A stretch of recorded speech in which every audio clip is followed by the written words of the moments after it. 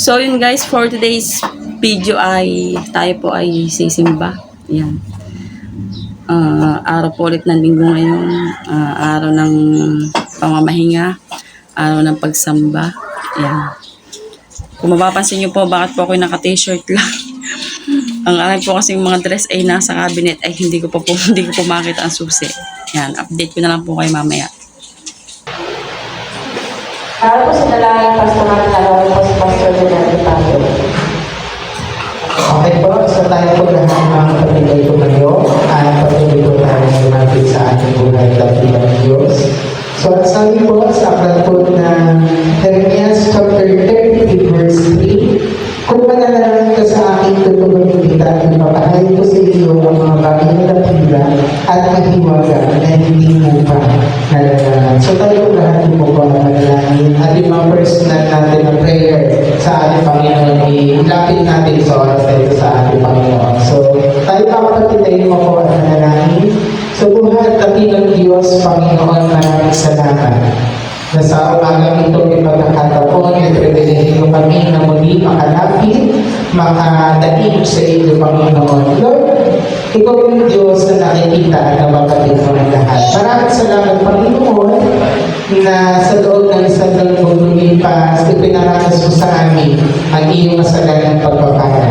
Kaling sabay ng pagpapala ay ang pag-iingat, gabay, patnubay, at higit sa lahat, Panginoon, na kami ay pinahiram mo ng buhay, ng lakas, ng hininga na kung saan kami ay iyong ginamit, Panginoon. Kaya muli sa umagang ito, Panginoon, kami ay dumadalangin sa iyo na patuloy nga po, Panginoon, na nakikita mo ang mga kapatid ko na naririto kung ano ang kanilang mga kalalagayan, kung ano ang kanilang mga sitwasyon. Pero mga Panginoon, sa oras na ito, sila ay nag-iisip ng mga bagay patungkol sa sarili, Panginoon. Sa mga alalahanin, mga gastusin, mga isipin sa araw-araw, kung ano ang mga pwedeng ipagbayad, Panginoon, sa mga kuryente, sa mga sa mga tubig, sa kainin sa araw-araw, Panginoon, sa laman ng pitaka, laman ng kapagtingnan. Lord, muli, kami ay personal na dumadalangin sa iyo, Panginoon, na kami ay nagsasamo na patuloy na, Panginoon, na kung saan mga iinulungan ng langit upang ang masalan ng pagpapala, Panginoon, ay iparanas mo sa buhay ng bawat isa sa amin. At marahil, Panginoon, sa umagang ito, kami rin, Panginoon, ay nakakaranas, Panginoon, na pananakit ng aming mga lupang katawan o kung saan may mga inahanda kami karagdagan, Panginoon.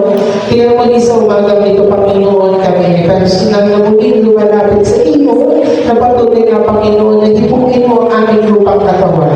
Kung kami man, Panginoon, ay may karamdaman, may sakit, Panginoon, na kung sa tingin namin ito ay malubha, ito ay malaki, mabigat sa aming kaisipan, Panginoon, muli kami ay personal na lumalapit sa iyo, Panginoon, na patuloy na kinikilala namin, Panginoon.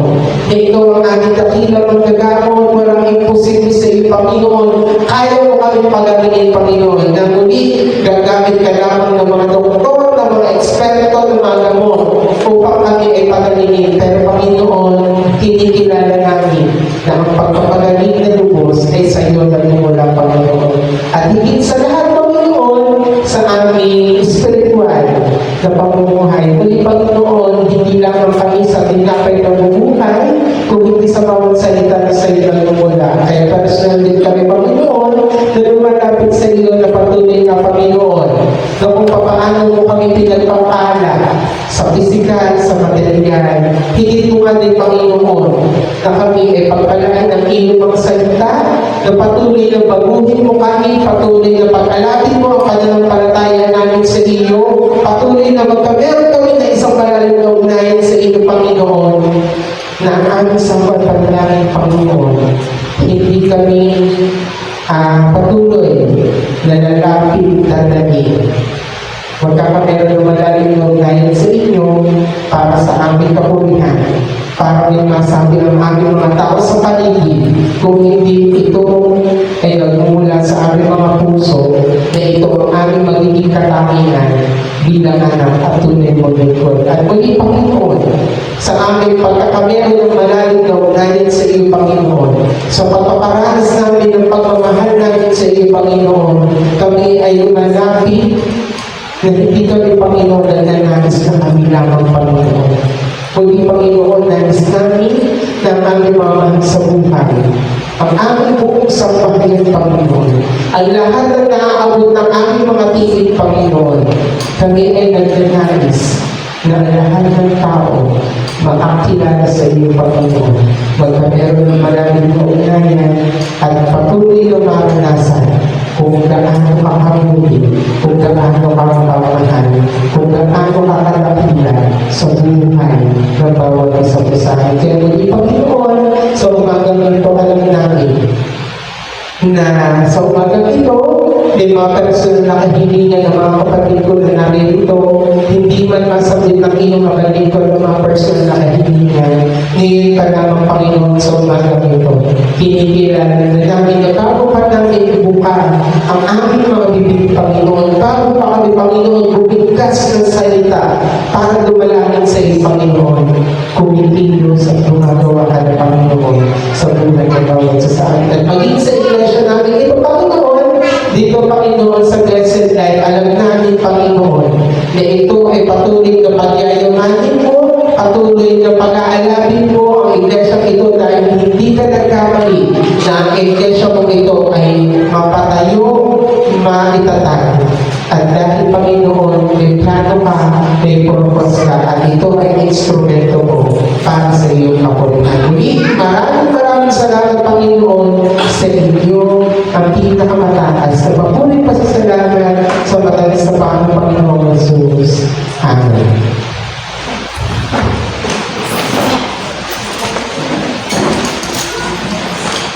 Dadaan po tayo sa mga pamilya.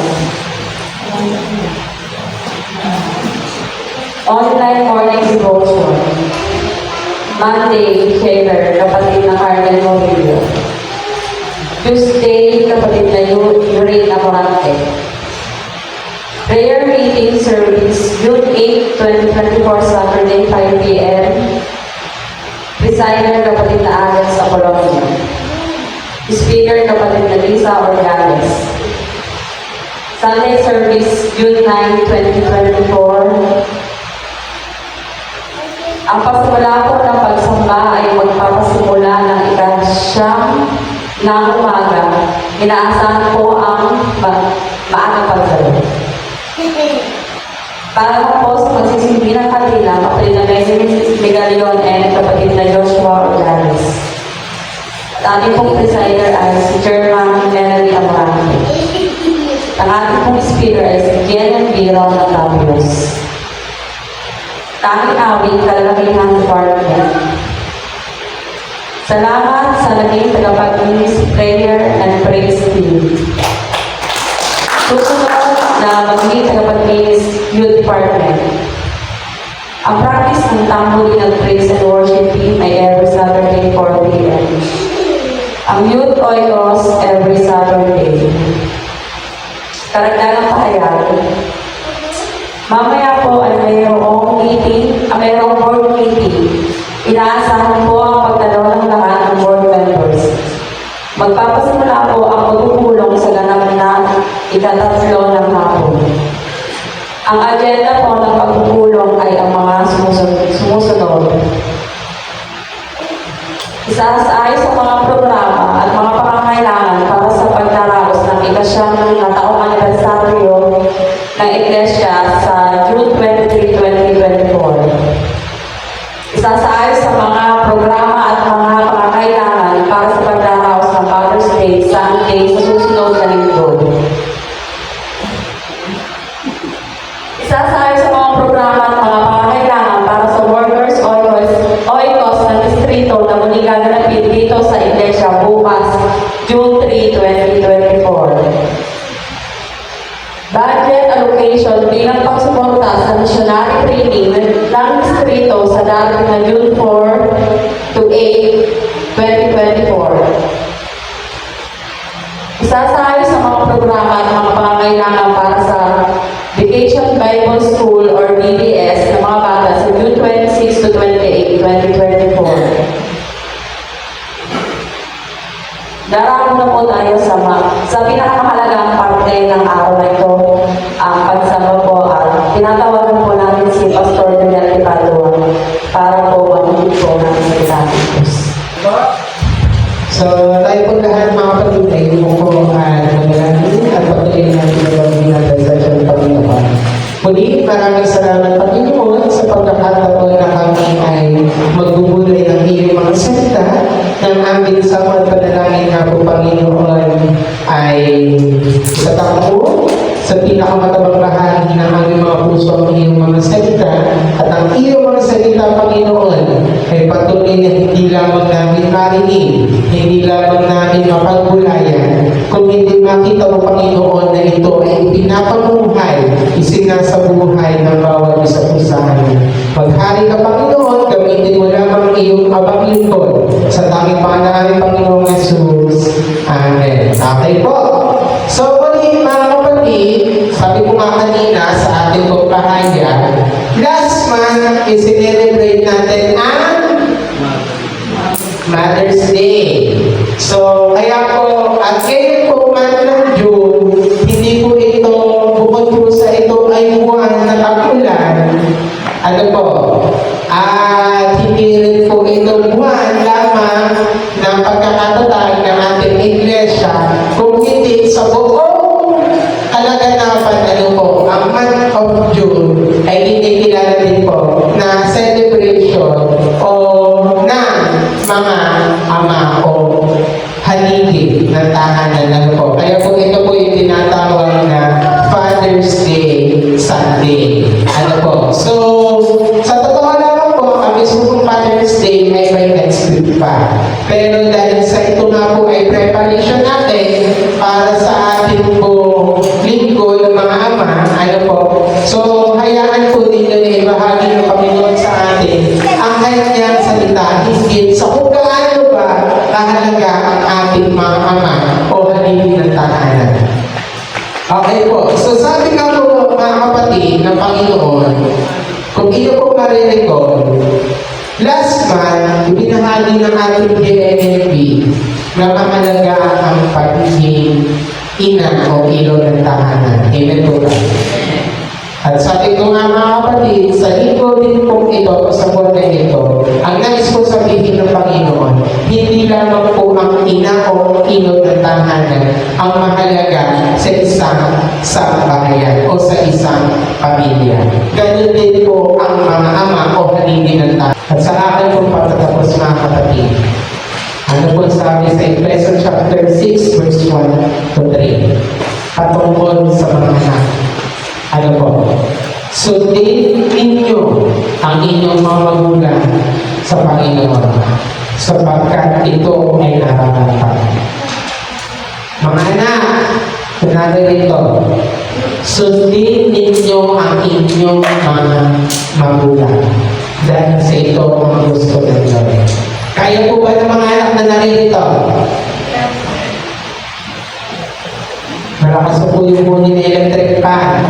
Kaya ba ng mga anak na sumunod sa magulang? Amen! Amen! Muli mga kapatid, ano po sabi ng Panginoon?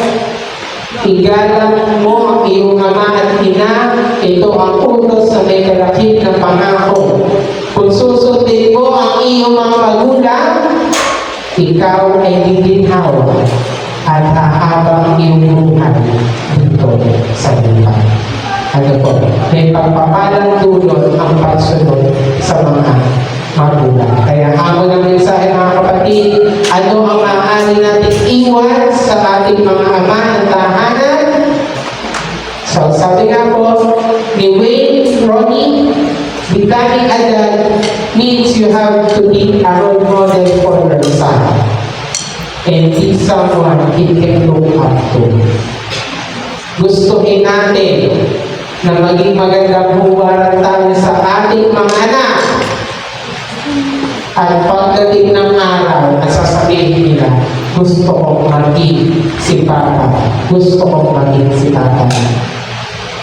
Kasi kung masakit na marinig, ayaw kong maging si Tata, ayaw kong maging si Papa. dahil siya ay ganitong ganito. Ano po? Muli, kung meron mang iniwan na modelo si Apostol Pablo kay Timoteo, ay ang Father Spiritual Care Provider. So sabi nga, mga kapatid, sa panghuli, biological father is one thing, and becoming a father as a spiritual care provider is another thing. Ang pagiging ama ay mabuti. Yun na po provide mo ang pangailangan ng iyong anak. Magandang bagay yan.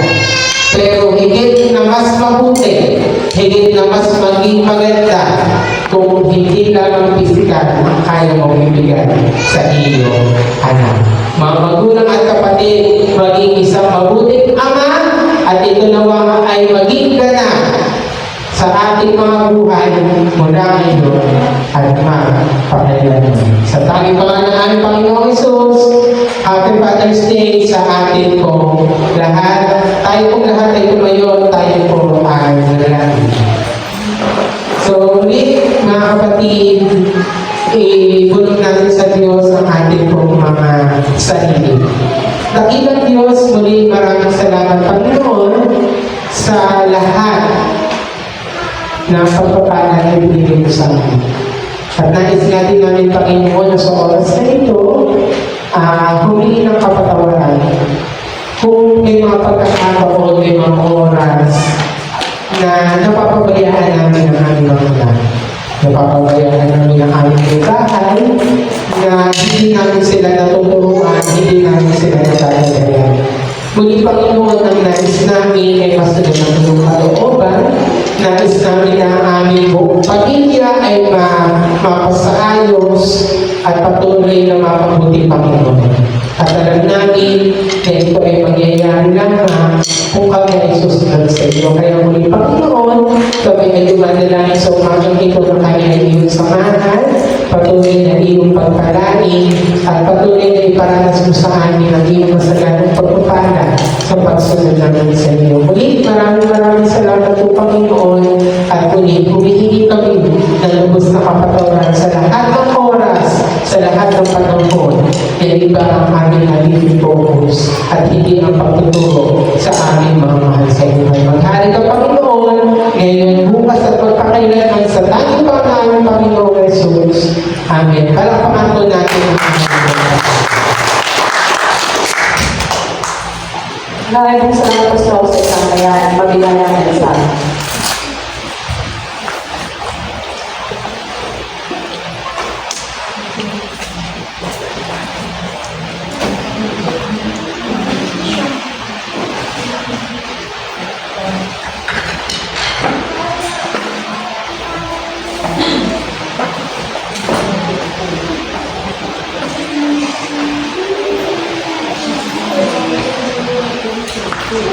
Para po sa talaga sa paghahandog, namatagpuan sa kawilaan sa Lord namin.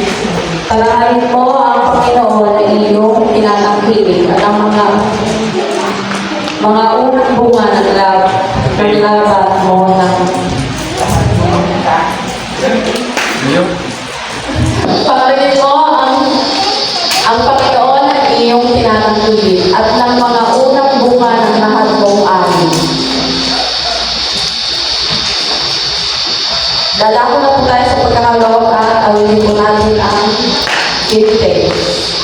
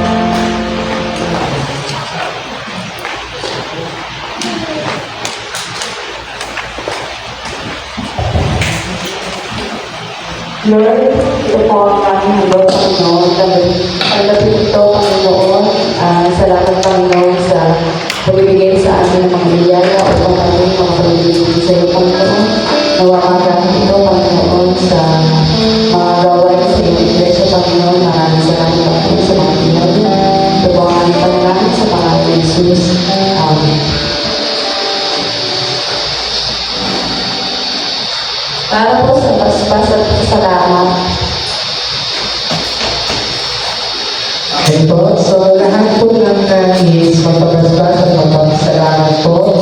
So, ito po yung mga nagkakos ng anniversary, birthday, at sa mga answered prayers po sa ating Panginoon, yan po kami dito po sa dakong unahan. Ano po? So, pinagaling, pagkakos ng araw ng anniversary. Okay po. So, maraming po salamat. So, tayo po lahat ay sa magaling mo kami namin. Panginoon, maraming salamat sa mga pagpapahala na iyong binuo sa amin.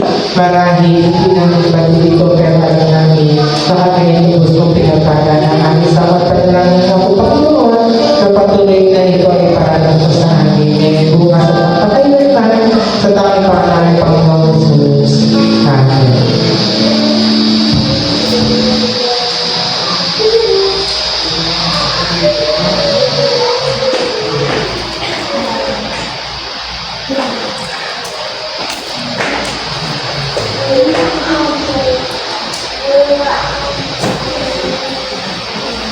Basic po natin ang dokso.